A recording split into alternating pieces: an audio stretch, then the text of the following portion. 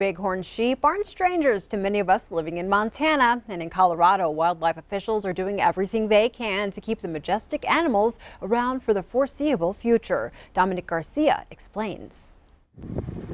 It's one of those special Colorado sites that we often take for granted. It's a state animal, so it's a special one. It's very iconic. But it wasn't always like this. In the late 1800s, there were only a few hundred bighorn sheep left in Colorado. And that dramatically declined because of unregulated hunting or disease outbreaks where you have those major die-offs. That sparked a massive conservation effort that is still used today.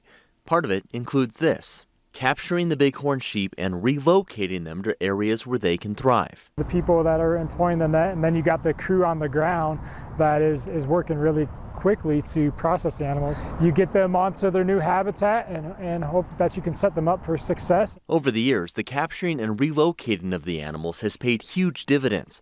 The population is now back to around 7,000, but it's a continuing balancing act. Whether it's relocation to try to establish herds in other portions of the state where maybe there's been a die-off, or if it's just keeping an eye on the herds of the known locations now. And as always, Parks and Wildlife wants to remind people, as majestic as they are, keep your distance. You do not want to get yourself in close distance with a ram or a ewe and have that potentially attack you.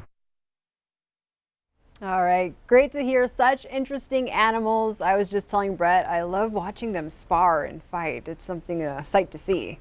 Just them even on the side of a cliff. They blend in so well. I don't know. Easy to miss, yeah. So consider yourself lucky if you ever spot one, right? Absolutely, that's for sure.